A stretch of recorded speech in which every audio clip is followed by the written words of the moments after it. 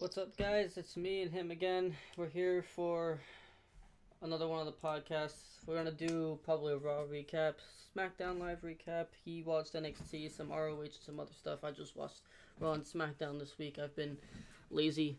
Not really lazy. I've been at my girlfriend's, so yeah, I didn't have much time for wrestling this week.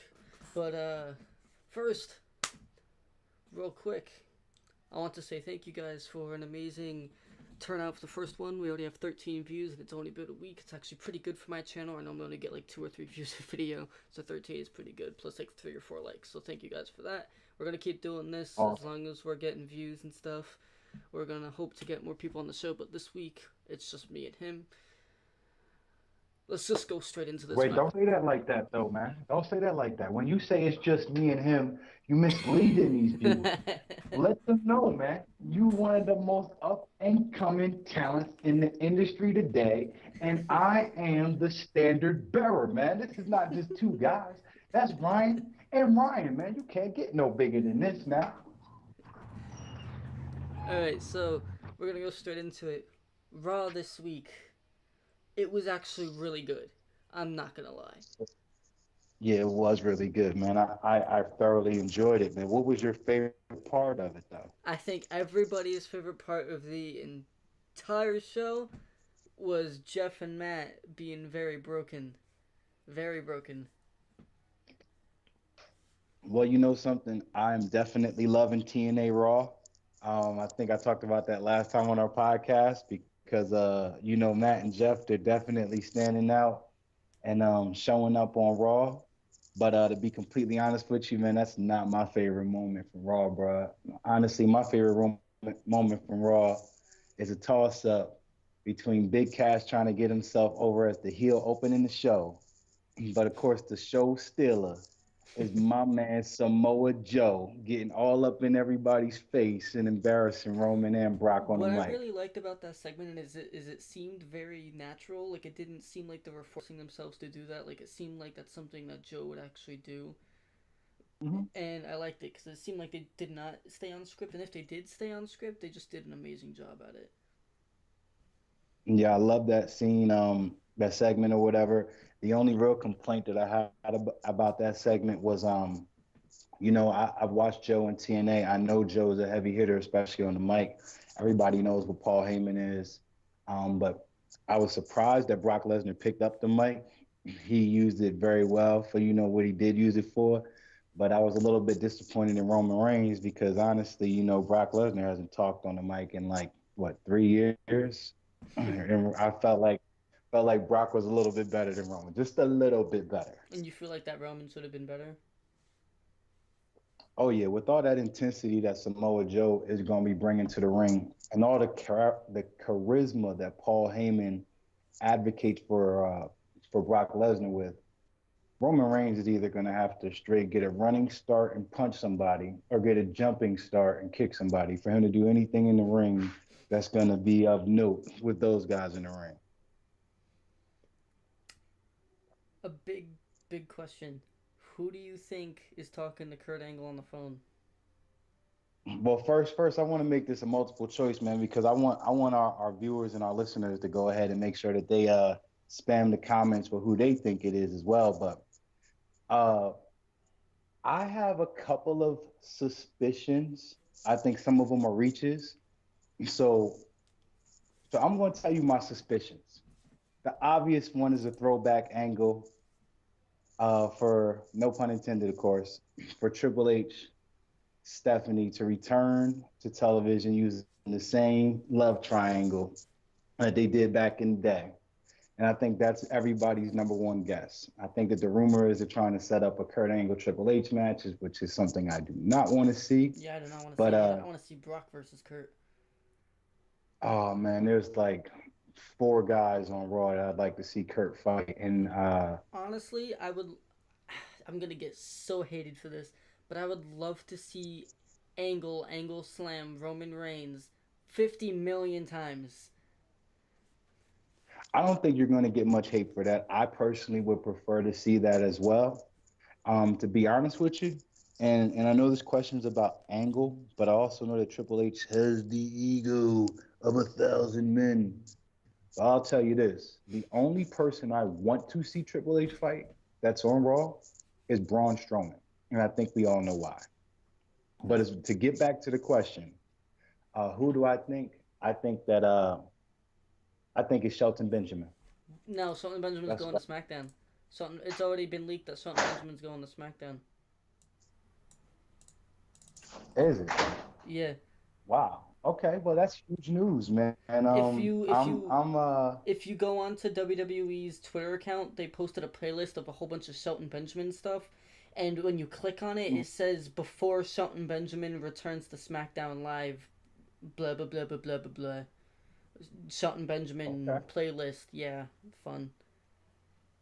Okay. Okay. Well, I think we discussed two of the more popular options. So let's go to two obscure options. In the spirit of me calling Raw TNA Raw, I've heard a lot of Dixie talk that it could be Carter, Dixie Carter. Do you think there's Dixie any truth to Carter. that? I'm on Team Dixie Carter. They're gonna be in Nashville. They already freaking teased the Broken Hardys from last week. It would be such a big fuck you to GFW and TNA if they get Dixie Carter and the Broken Hardys in the same week. And you know something. I think it's very funny because I keep calling TNA Raw as a joke, but I mean literally serious. Because between Booker T, the Hardys, Samoa Joe, Kurt Angle, I see a lot of good stuff happening on Raw, and I see it from a lot of people that just left or recently left TNA. But I like it. I like it. But are you saying that you do think it's going to be Dixie Oh Carter? yeah, there's there's no way it's gonna be anybody else, and if it is, it has to be like a returning superstar. If it's not gonna be Dixie Carter, it has to either be Stephanie or it has to be a returning superstar that like a man that he says I love you to, but not as in like a just like a romantic way. It's kind of like a I look at you as a son kind of way, kind of, or maybe even Vince, because he constantly says that he looks at Vince as a father figure. So, That's true too. I didn't think about that.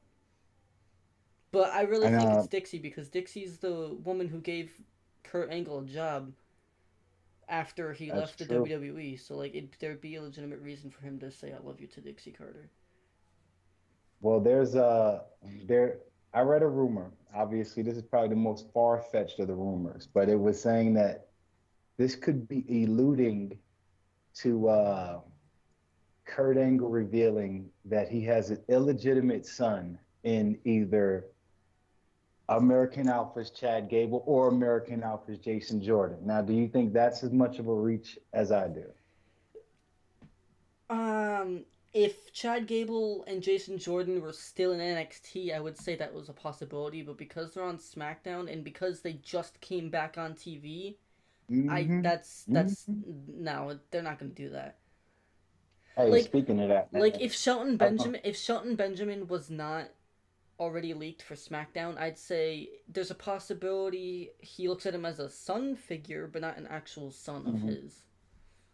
Yeah, yeah, and that's kind of what I was thinking is, what's the short list of guys, namely, specifically men that Kurt Angle has any type of history with, that he would say "I love you" to, and I'm mentioning that because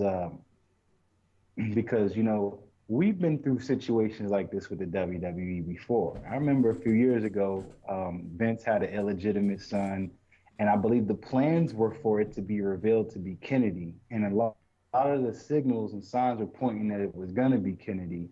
But I think that the WWE kind of backed off of that and swerved us with Hornswoggle, and I'm just kind of hoping that no matter Oh who yeah, I gets remember that. I revealed, made a confused face, but now I remember that. I'm about to say, no matter who gets revealed, as long as it's not another Hornswoggle, I'll be happy with it. I think I think because I know a lot of people online are saying that it's a huge reach for it to be Dixie because we know how much WWE doesn't like to confuse their casuals. But when you look at it, they've teased the Broken Universe so much. Facts. They've brought in AJ Styles for the Royal Rumble at number 3 for a reason. Mm-hmm. they brought in Luke Gallows and Carl Anderson and automatically started calling them the Club and basically just carrying on from where they were in Japan, except obviously less rated R because let's face it, New Japan is not PG, like PG Mm-mm. TV PG. So yeah, just it would Well, now it would make no I'm sense gonna for it to ask, not be Dixie. and this brings me to possibly, and I'm gonna wrap all of my multiple choices up with this one. The most I'm the most obscene and perhaps left of center thing that the WWE could do is a thing one of my friends told me. And he told me that he thinks the reveal is going to be that Kurt Angle and Corey Graves are involved in some type of same sex situation. Now, No. I don't think that's what it is because I don't know what time Kurt Angle had to be in love with Corey Graves, but I've seen people fall in love a lot quicker than that. So, I mean, it's still within the realm of possibility. Are you sticking with Dixie? Yes. All right. That's All right. ridiculous. Corey Well, moving Graves. right along. We're moving right along. The Let me ask you this, the man. 50-year-old man with a wife and kids has an Hey, online, or not an online, an uh, on-screen gay relationship with Corey Graves. and the relationship is textual of nature. Okay, it's textual. You know what I'm saying? It's consensual text, though. You know. All right, I'm done. I'm done. I'm done. So moving right along, one thing I do want to ask you is we kind of brought it up, and I know you mentioned Roman Reigns. So I guess that's one. But the question that I'm going to ask you is what five guys, if Kurt Angle could have, five matches on a pay-per-view between this year and next year this time, what five guys would you like to see Angle involved in the program with? AJ, Brock, Shinsuke, uh, Kevin, and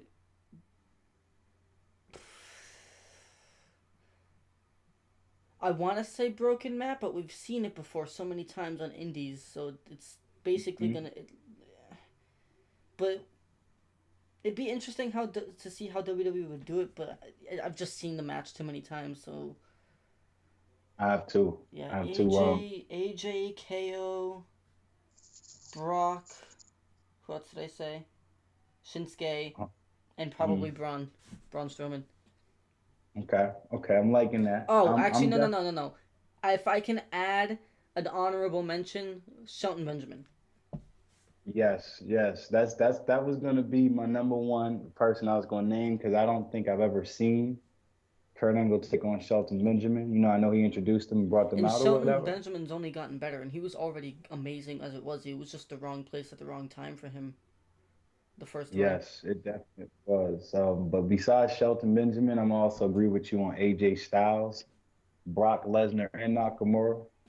Um, and for my number one guy I'd like to see him fight, man, it'd probably be Samoa Joe. I've seen it a fuck ton of times, excuse my language, but Dude, my I channel, know. my YouTube channel is not PG. You can curse all you want.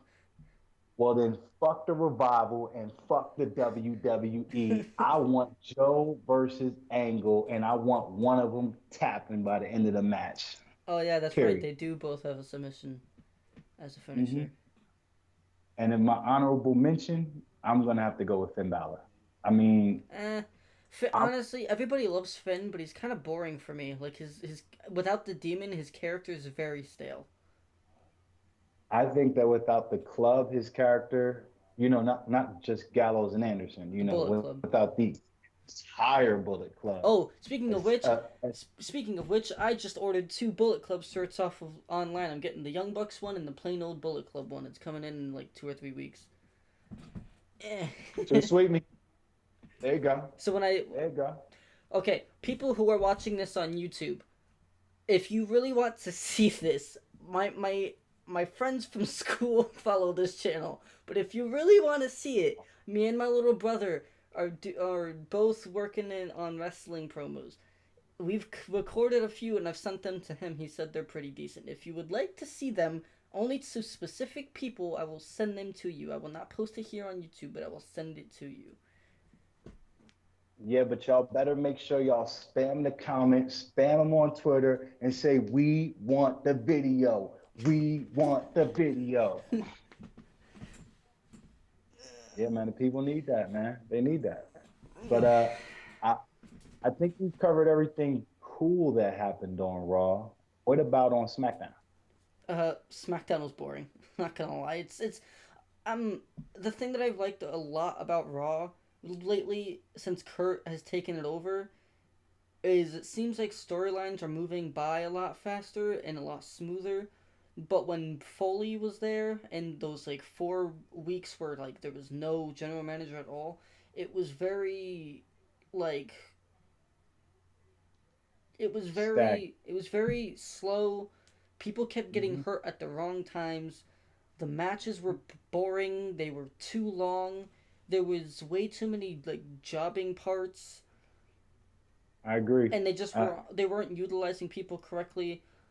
Right now, I swear to God, 6 years ago when I or like around 7 years ago when was stopped like when I stopped getting into wrestling because I watched it when I was like 7 years old up to when I was like 12, and then I stopped for a while because Jeff Hardy left, and Jeff Hardy was my idol. So when Jeff Hardy left, I stopped watching for a while. Anyways, but yeah, like 7 years ago when I stopped watching wrestling, if you would have told me that the tag division would have been my favorite thing on both shows, I would have called you retarded because I used to hate the tag division. But the tag division is probably the single most entertaining part of both shows. Because I used to hate the New Day, but they're honestly getting a Well, little bit more less goofy. They're getting a little bit more serious, which I like. The Usos, I've grown more close to. I didn't like them as faces, but as heels, they're doing great work. I've always loved Breezango, and they're cool. I've always loved the club. I love the Hardys, as I've said before. The Revival I've loved since I've started watching NXT about a year ago, and I mean, Heath Slater and Rhino, come on, they're the best tag team in the world, guys. Come on. We all know that. All right, all right. Well, Heath Slater definitely does have kids. You know what I'm saying? And Rhino is with Heath, but I don't know about that comment you just made. But what I will say is, for me, I'm the exact opposite. When I first got into it, obviously the larger than life solo acts like Hogan and Warrior I hate were Hogan. were were awesome. Well, I mean, I love Warrior, but I hate Hogan. I don't like Hogan now, but I respect him still, I guess. I Cause respect the characters he's played on TV. I don't respect him like as a man, actually. I but that's a little bit of a touchy issue with me. But I will say this: between Hulkamania and NWO Hollywood or whatever, I thought that Hogan played a great character or whatever. Same with Warrior, and even back in that day, because that's when I kind of got into it. The Rick Rudes, Mr. Perfects, and Ted DiBiase's of the world. They never really got their many title runs or anything like, kind of the way the landscape of the business is today. But those guys were very respected. But even at that time, my favorite like acts to watch were the Hart Foundation and the Rockers. oh, Bret And I Hart is my favorite of all time. mine, I think the reason why is because my mom loves him so much. But and I never I've okay you're gonna I'm also gonna get heat for this, but I've never once watched a 100% full Bret Hart match all the way through. But that's only mhm, because matches back then used to be so long, and the style back then is so much different than what I grew up with. I grew up with very flashy, flippy, fast moving, fast paced wrestling, very show offy. But back then, mhm, it's especially the style that Bret Hart wrestles. This is a big reason why I don't like Zack Saber Jr. I don't like slow submission people that aren't flashy with it because slow submission is boring. But that's why I like Jack Gallagher because he's cool, he's funny, he's flashy, he's just a larger than life character. But Zack Saber mhm, Jr. again, slow, boring, methodical. If you're gonna be slow and methodical, it has to be entertaining. And he's so small that he's not intimidating enough of a person that it gets me into it. That's like, oh yeah, this guy can really do damage if he's slow and methodical. Somebody like The Miz, yeah, he's small, but he's jacked compared to Zack Sabre Jr. And he doesn't wrestle a slow, methodical submission style like Zack Sabre Jr. does. So And I understand. What I would say though is two things. The first thing is that if you are gonna watch a Brett match, you should watch Brett versus Bulldog in the steel cage at SummerSlam or Brett versus Austin when Austin passed out. But the second thing is I've heard it on recent broadcasts or whatever, and I think Corey Graves is the one who said it, but I believe he was quoting someone else. He says that he was quoting Booker T, and he said that great matches happen when people wrestle two different styles and those styles clash. oh yeah, That's the thing I saw that that. I always like about because even and this to let you know like I've been watching these two tag teams since they were two tag teams. I've been watching Brett and Sean since they were actively in those tag teams. I remember when the Hart Foundation was feuding with the Rockers. And that brings me to what you were saying as far as the faster paced style, because that's what I loved about the Rockers. They did the faster paced style, and and they wore the flashy colors, and they were basically, I know they got it from the Rock and Roll Express, but they were in a big way the precursors to the Hardys and the Young Bucks. And you could clearly see that, obviously, now because the Young Bucks are like a second generation of just Shawn Michaels, but the entire shtick comes from the Rockers. And I say that to say this: every time that they fought the Hart Foundation, that is, the whole kind of goal of Brett and Neidhart was to ground and pound them, to slow them down and take them out the air. And I feel like that is what made their rivalry, not only as a tag team, but also their rivalry as singles competitors, a lot more interesting to watch, because they did have two contrasting styles. Even though they kind of wrestled at the same size, you know what I'm saying? It was just a difference between Shawn Michaels' more flashy, more flippy, super kicky style, I guess is what they calling it now, and Bret Hart's ground and pound technical style, which is a style I like, because I know you're throwing mad shade on that style. But I know you're a Marty Scurll fan, and I know Marty wrestles that style, but I know he's over the top with his personality. So I'm going to ask you Marty this. Scurll's How entertaining do with you it. feel about Chris Benoit's wrestling? Oh, I love Chris Benoit, but Okay. then again, I was really small when he was alive and he was wrestling. Like I was 4 years old, cause like I grew up with wrestling my whole life, but I didn't actually start watching it until I was around 6. Like I didn't actually get into it. Like it'd be on in the background and I pay attention to it, but I'd mainly be doing other stuff. But but yeah, whenever I was little and I'd play Xbox with my dad, Chris Benoit was always my number one choice on SmackDown versus Raw. Mm-hmm. Or not SmackDown versus Raw. That was like SmackDown Here Comes the Pain back then. Yeah, I think you're talking about the old PlayStation game when they had the SmackDown on PlayStation and the Raw on Xbox. Yeah, we had PlayStation and Xbox back then. Oh, damn, y'all was balling, man. Can I hold some?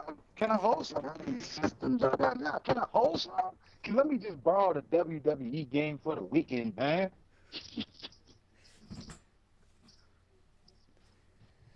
Alright, so let's go into some stories. No, I'm Or just not. kidding, y'all. So, did you hear about the. Well, not stories, because now I was gonna say what else didn't we cover about SmackDown? I know we talked about the tag Oh, yeah, teams, you're right. but now you straight shitted on SmackDown, and I'm not understanding why. Now I seen AJ come out 2 times. I got 2 AJ Styles entrances this week, the same way I got last week. And if AJ come in the ring twice, it was a good damn episode. No, it was a goddamn great episode of SmackDown. Well, All right, so I'm gonna say that because we got They Don't Want None 2 times, I'm cool with SmackDown. I thought it was a great episode. okay. Well, I mean, I love myself some AJ as much as you do, but I don't know. AJ can't carry the show all on his back. Jinder needs to lose the title, and it can't be to Randy. This Punjabi prison match, I'm actually kind of excited for, only because I've never actually seen one myself. And I know everybody keeps saying they're horrible, and yes, I know, but I've still never seen one. I want to experience the terribleness, like the Now, House of Horrors you match. should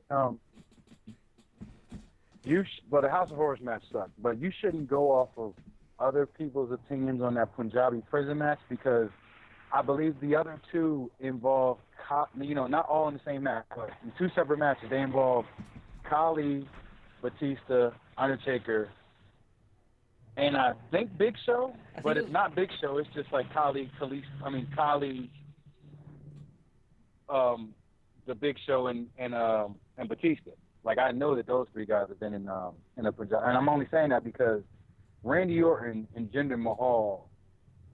No disrespect to the Undertaker, but Randy Orton and Jinder Mahal have better matches than Batista and Great Khali ever had. And I think that was the actual match, was the Great Khali versus Batista. I believe that was one of them right there. And I know Randy Orton and Jinder is going to be better than that. But you said Jinder needs to drop the title. So I'll ask you two questions. How much longer should he have the belt? And who should he drop the belt to? He should lose it at SummerSlam, and he should either lose it to Rusev or yeah, Rusev. He should drop it to either Rusev or KO. KO needs another world title run, and it can't be as bad as the Universal title run. Because honestly, the Universal title run wasn't terrible, but he lost it to Goldberg. Like he lost. What are you trying to say, man?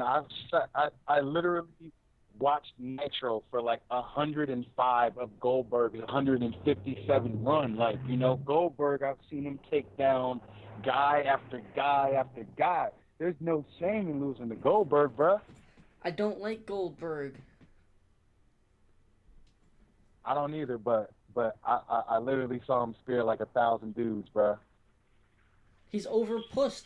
It's like people. Okay, I know people eventually ended up turning on Goldberg because they realized what was going on. I know they ended up turning on Goldberg because they ended up realizing what was going on. But it's just like Roman Reigns. He's boring. He has the same 5 moves in his moveset.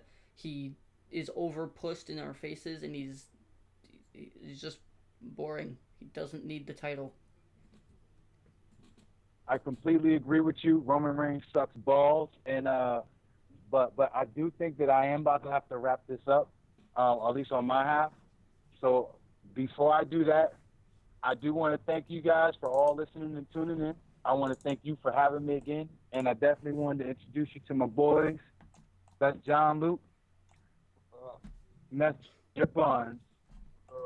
And we out here in Ohio on tour doing this show. We about to do the show with the Lax. Everybody, by the time this come out, I think the show would have happened already. So everybody who came out, we appreciate y'all for supporting us. Hope to see y'all soon. I hope to catch y'all again on the 5 Star Society podcast.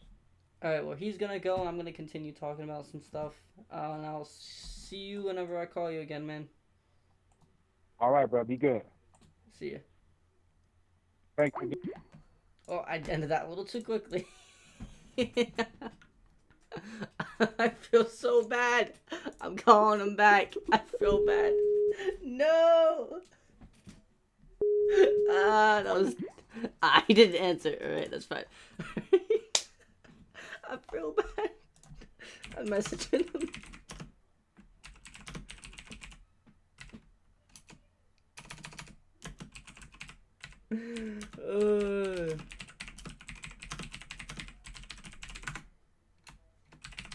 Alright, so I'm gonna continue talking here. So, SmackDown. I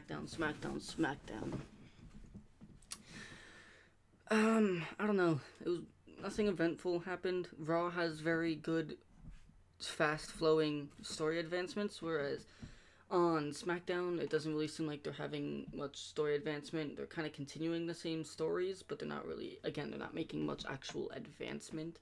And it's, I don't know, it's just kind of boring to me. I don't like John Cena being a free agent at all. I hate the idea of it. It's stupid. John Cena should either be full-time, not be able to go on both shows, or just retire, in my opinion. Same thing with Brock Lesnar. He should not be a full-timer, or a part-timer. He should be a full-timer, and if not, he should be retired, or going back to doing UFC, whatever one. He needs to, he just needs to be a weekly thing, because if not, it's, like, I want to see the Universal freaking Championship. on Raw every week, or at least every 2 weeks, not once every 6 months. That's ridiculous. Okay, anyways, so since SmackDown was honestly boring and I kind of tuned out a lot, I'm gonna talk more about Raw real quick. I liked the cruiserweight action that they had. It was very, very nice. Very fast paced, a good story advancement. I didn't watch 205 Live, so I don't know what happened with the Cedric Alexander and Noam Dar match, but I heard it was good. Yeah. Other than that, the Revival attacked the Hardys, and I'm really excited about that because I feel like the Hardys are finally going to turn broken next week when Dixie Carter shows up. That's a big fuck you to GFW and Jeff Jarrett. As well as I believe that another thing that will happen next week is either Stephanie will return or Vince will come back. Either or. But I'm not 100% sure. Again. My mind's drawing a blank. What was I going to talk about? Oh, the Mizzies. The Mizzies were pretty good. I'm extremely pissed that Dean Ambrose is still in a program with The Miz. I think it should have ended at Great Balls of Fire. I'm kind of pissed off that it didn't, but you know, it's whatever. I'm just gonna have to deal with it for the next 4 months. Hopefully not. Maybe until SummerSlam at least. I really hope it ends at SummerSlam. They kind of hinted towards a possible Shield reunion or a Dean Ambrose turn. I really hope Dean Ambrose turns because he's really boring as a face. The Miz is doing some of the best work of his life. I hope he brings back the "I'm the Miz and I'm awesome" thing back, along with the personality that he already has. I've always liked the Miz, so. Plus, he's giving Curtis Axel and Bo Dallas some TV time, and I really like Bo Dallas, so. Let me see what else happened. The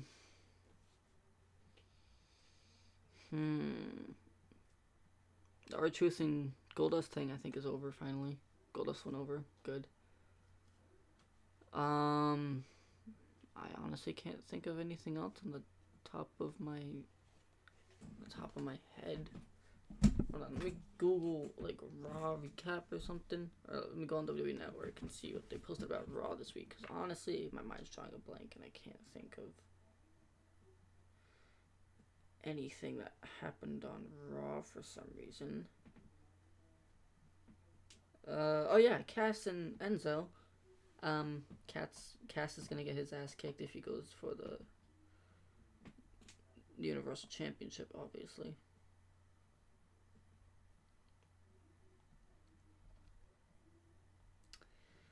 I can't find anything about Raw right now. And I don't know why. Oh, yep, here it is. Seth and Bray. Saw it already. Kind of boring, honestly.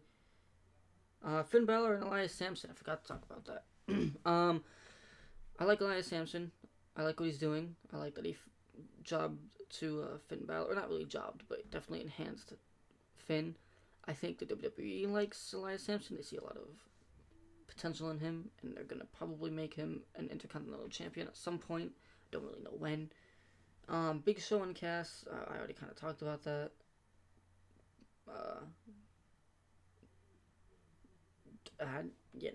Not really much to talk about, honestly. Not excited for it, honestly.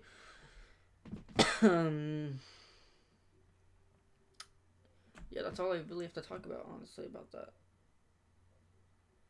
One thing I am pissed off about, though, is how Roman Reigns attempted murder, and he's getting a possible Universal Championship match at SummerSlam. This is ridiculous, dude. He violates the wellness policy, and his punishment is they give him the U.S. title, and they suspend him for 30 days. They give him 30 days off and then give him the U.S. title. That's bullshit.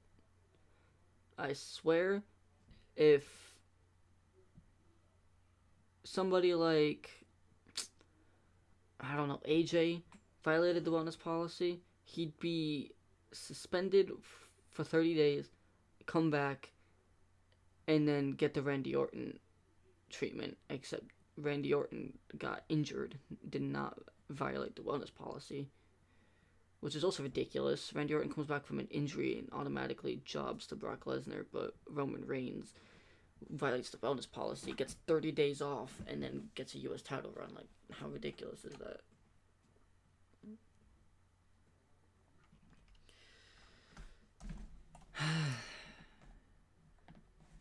I'm not gonna lie, kind of annoyed with Roman Reigns. I hope they stop pushing him sooner rather than later, because he's aggravating.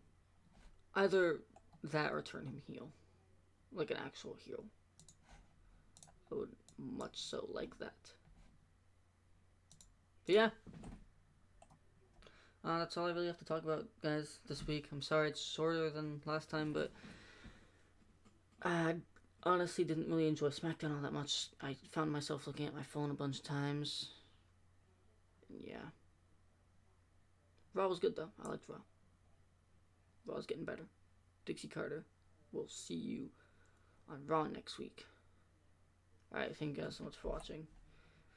If you will please leave a like, comment down below who you think is gonna be the secret caller of Kurt Angle, or whatever. Leave a comment what you guys would like to see us talk about next. Ask us some questions. And, yeah, ask us some questions. Send us some video questions if you'd like on Twitter. My Twitter will be down below in the description. Yeah, go ahead and follow me. And yeah, I'll see you guys. Go ahead and follow me on Twitter. Subscribe to here if you liked it. I'm gonna be making an update video with my girlfriend probably in a few days. I'm also gonna be doing a vlog when I go down to Florida with my girlfriend for 2 weeks. There might be 2 weeks off during that time that I will not be able to make a podcast with the guys because I will not have my recording equipment with me. So there's probably gonna be 2 whole weeks where you guys don't get a podcast, which I apologize for, but I can't control it. I need a vacation. So yeah. Again, thank you guys for watching. Ask us some questions. I'm thinking about setting up a Patreon, possibly. Yeah, if you guys enjoyed it, please leave a like, comment down below some questions, and yeah, we'll see you guys in the next one.